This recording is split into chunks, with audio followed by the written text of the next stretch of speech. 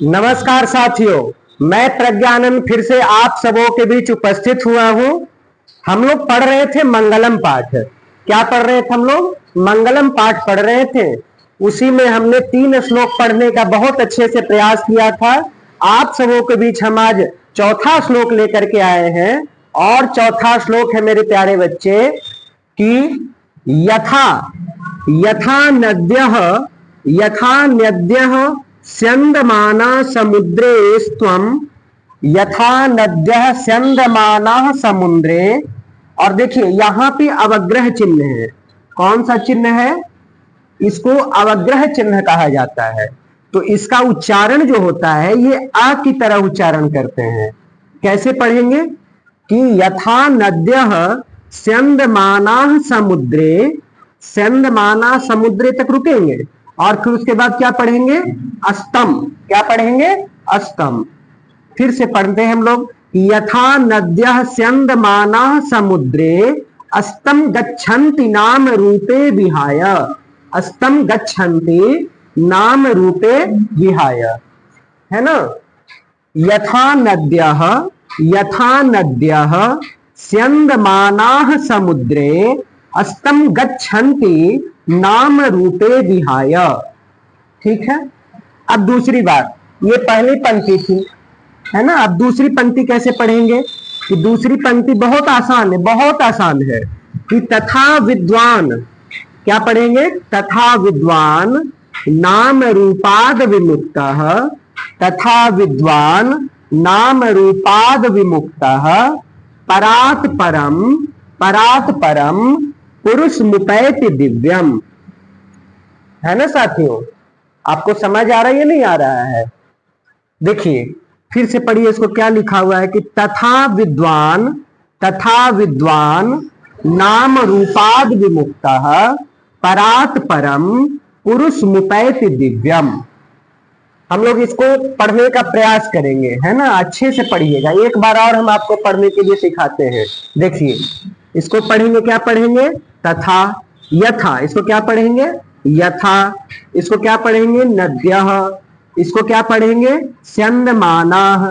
इसको क्या पढ़ेंगे? समुद्रे स्तम। क्या पढ़ेंगे? समुद्रे स्तम। इसको क्या पढ़ेंगे? गच्छन्ति। इसे क्या पढ़ेंगे? नाम रूपे। फिर क्या है ये? विहाय। फिर क्या है ये? तथा। तो फिर क्या है? विद्वान।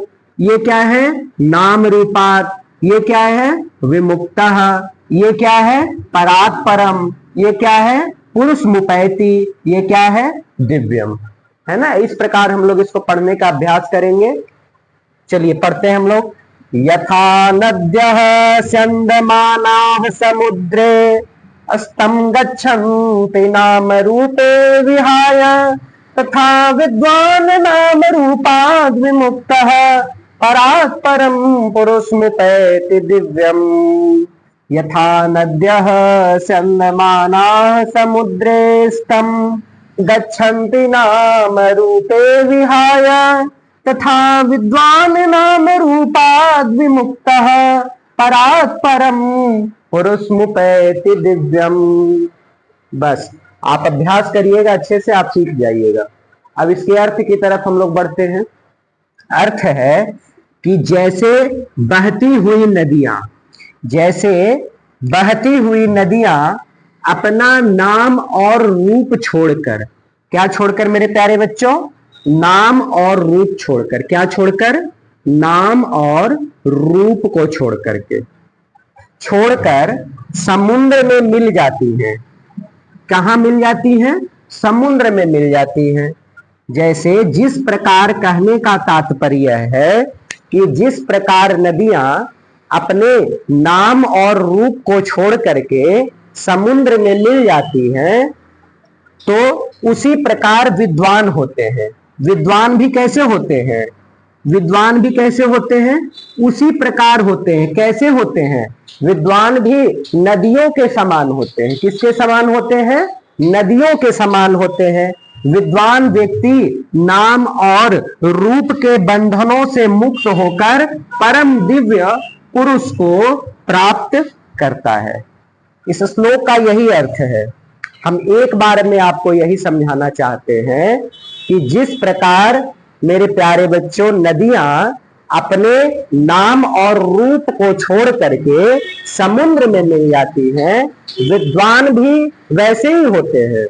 विद्वान पुरुष भी वही होते हैं जो अपने नाम और रूप को छोड़ देते हैं कि हमारा नाम क्या है, हमारा अस्तित्व क्या है, हमारा रूप क्या है। वो सारे प्रकार की ये जो सारी मोह माया है उसको त्याग करके वो किसमें मिल जाते हैं, उस परम दिव्य पुरुष।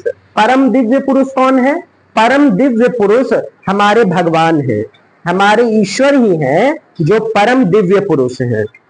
जैसे आप ऐसे समझिए कि जैसे ये जो नदियां हैं, ये जो नदियां हैं मेरे प्यारे बच्चों, वो समुद्र में मिलने से पहले नदी थी। समुद्र में मिलने से पहले क्या थी वो? उसको हम क्या कहते थे कि ये नदियां हैं। जैसे बहुत सारी नदियां हैं, गंगा नदी है, यमुना नदी है, कावेरी नदी है, ये सारी बहुत सारी नदियां हैं। तो वो नदियां समुद्र में मिलने से उसका अंतिम अवस्था, नदियों की अंतिम जो अवस्था है वो समुद्र है ना। वो जब समुद्र में मिल जाती है तो नदियां नदियां नहीं होती, वो समुद्र कहलाती है। ठीक उसी प्रकार जो विद्वान पुरुष हैं जब अपने नाम और रूप का त्याग करते हैं, है ना, तो वो विद्वान विद्वान नहीं कहलाते, वो स्वयं परमात्मा कहलाने लग जाते हैं। इसका अर्थ यही है, मतलब यही है इस श्लोक का। आपकी परीक्षा में किस प्रकार पूछा जाता है प्रश्न? पहले तो आपके परीक्षा में पूछा जाएगा कि आपको अच्छे से श्लोक याद होना चाहिए, यहां से रिक्त स्थान की पूर्ति करने के लिए आता है। दूसरा किस प्रकार प्रश्न बनता है? पूछा जाता है प्रश्न कि नदियां क्या छोड़कर समुद्र में मिलती हैं। नदियां क्या छोड़कर के समुद्र में मिलती हैं? तो आप क्या बताइएगा? नाम और रूप को छोड़कर। क्या छोड़कर? नाम और रूप को छोड़कर समुद्र में मिलती हैं। और किस प्रकार प्रश्न बनाया जाता है? और प्रश्न बनाया जाता है कि विद्वान पुरुष जो होते हैं, विद्वान पुरुष जो होते हैं किससे मुक्त होकर के, है ना, किससे मुक्त होकर के उस ईश्वर में, उस परम पिता परमेश्वर में को जाकर प्राप्त करते हैं। तो आप क्या बताइएगा कि विद्वान पुरुष जो होते हैं मोह माया को छोड़ करके, यानी जो ये बंधन, ये हमारे परिवार क्या है, हम ये जो संसार क्या है, संसार बंधन है ना, इसे छोड़ करके वो ईश्वर में मिलते हैं। मैं आशा करता हूं कि आप अच्छे से इसको समझ पाइएगा और बढ़िया से इसे अभ्यास करने का प्रयास करिएगा। श्लोक जो है ना आप शुद्ध शुद्ध बढ़िया से पढ़ने के लिए सीखिए। मंगलम पाठ का ये आज हम अंतिम श्लोक पढ़ करके इस पाठ का हम मतलब समापन करेंगे, है ना। आइए हम लोग पढ़ने का अभ्यास करते हैं। देखिए लिखा हुआ है कि वेदाहमेतम। क्या लिखा हुआ है? वेदाहमेतम। वेदाह में तम, ता पर क्या है? बिंदी है, तो क्या पढ़ेंगे? तम का उच्चारण करेंगे। वेदाहमेतम पुरुषम महांतम। क्या पढ़ेंगे प्यारे बच्चों? वेदाहमेतम पुरुषम महांतम। इसके आगे क्या पढ़ेंगे? आदित्य वर्णम। देखिए यहां पर बिंदी है, क्या है? यहां पे बिंदी है, तो इसका उच्चारण कैसे करेंगे कि आदित्य, आदित्य वर्णम, आदित्य वर्णम तमसः परस्तात्। कैसे पढ़ेंगे? फिर से पढ़ने का अभ्यास करिए कि वेदाहमेतम पुरुषम महांतम। वेदाहमेतम पुरुषम महांतम आदित्य वर्णम तमसः परस्तात्, है ना। फिर नीचे क्या लिखा हुआ है कि तमेव विदित्वाति। तमेव विदित। देखिए द के बाद क्या है? द में छोटी की मात्रा है, फिर उसके बाद आधा त है, तो इस द के साथ आधा त को हम उच्चारण साथ में करेंगे। द के साथ कैसे पढ़ेंगे कि विदित। क्या पढ़ेंगे? विदित्वाति। विदित्वाति मृत्युमेति। विदित्वाति मृत्युमेति नान्यः। नान्यः, है ना। क्या पढ़ेंगे? नान्यः पंथा, पंथा विद्यते। देखिए पिछली वीडियो में ये हमने बताया था आपको कि यह अवग्रह चिन्ह है और इसका उच्चारण हम लोग आ में करते हैं, है ना। किस में करते हैं? आ में करते हैं। आप पिछला वीडियो आप देखिएगा तो आपको पता चलेगा कि ये इसको हमने क्या बताया था, ये अवग्रह चिन्ह है। विद्यते अयनाय। क्या पढ़ेंगे? विद्यते अयनाय, है ना। देखिए वेदाहमेतं पुरुषं महांतम आदित्य वर्णम तमसः परस्तात् तमेव वेदित्वाति मृत्युमेति नान्यः पंथा विद्यते अयनाय। हम लोग ऐसे पढ़ेंगे। पढ़ने का आप बहुत अच्छे से अभ्यास करिए, है ना, कि वेदाहमेतं पुरुषं महांतम आदित्य वर्णम तमसः परस्तात् त्वमेव वेदित्वाति मृत्युमेति नान्यः पंथा विद्यते अयनाय, है ना। तो वेदाहमेतं पुरुषं महांतम आदित्य वर्णम तमसः परस्तात् तमेव वेदित्वाति मृत्युमेति नान्यः पंथा विद्यते अयनाय। मैं आशा करता हूं कि आप पढ़ने के लिए अच्छे से इसे सीख गए होंगे। आइए इसके अर्थ की तरफ बढ़ते हैं। अर्थ है इसका कि मैं उस महान पुरुष को जानता हूं। मैं कौन प्यारे बच्चों? मैं कौन? मैं हम लोग यानी विद्वान पुरुष। मैं उस महान पुरुष को जानता हूं। और वो महान पुरुष कौन है? हमारे ईश्वर ही हमारे महान पुरुष हैं, है ना। तो मैं उस महान पुरुष को जानता हूं जो सूर्य के समान प्रकाशमान है। ईश्वर में बहुत तेज है, बहुत ओजस्वी है ईश्वर। इसीलिए तो कहते हैं सूर्य कोटि समप्रभा, मतलब करोड़ों सूर्यों की जो आभा है, तेज है, वो ईश्वर में तेज होता है, वैसा तेज। तो वही बताया कि जो सूर्य के समान प्रकाशमान है। आपके परीक्षा में पूछे कि प्रश्न कि ईश्वर किसके समान प्रकाशमान है, तो आप क्या बताइएगा? आप यही बताइएगा कि ईश्वर जो है सूर्य के समान प्रकाशमान है। किसके समान प्रकाशमान है? सूर्य के समान प्रकाशमान है।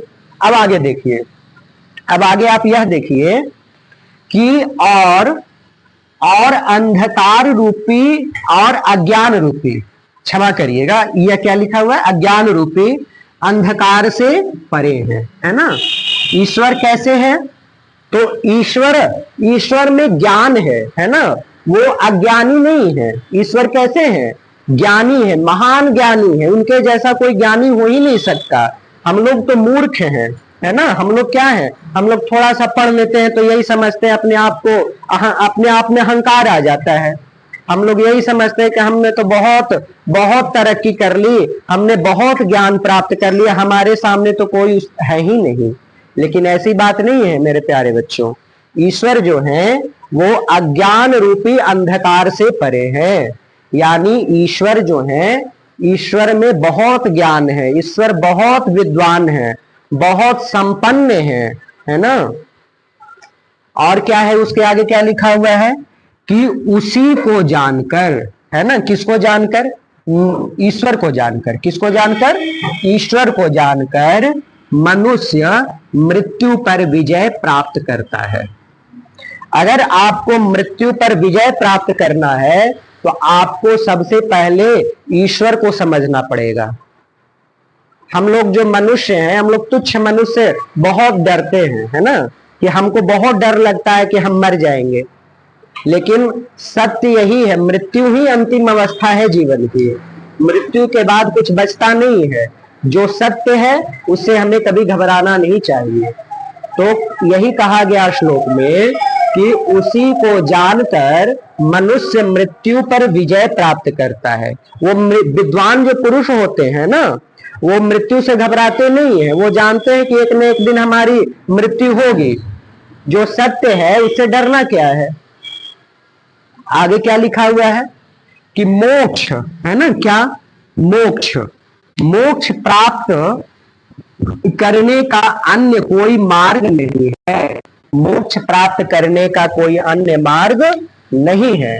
मोक्ष क्या है? ये जो हमारे यहाँ 84 लाख योनियां हैं। कितनी योनियां हैं? 84 लाख योनियां हैं।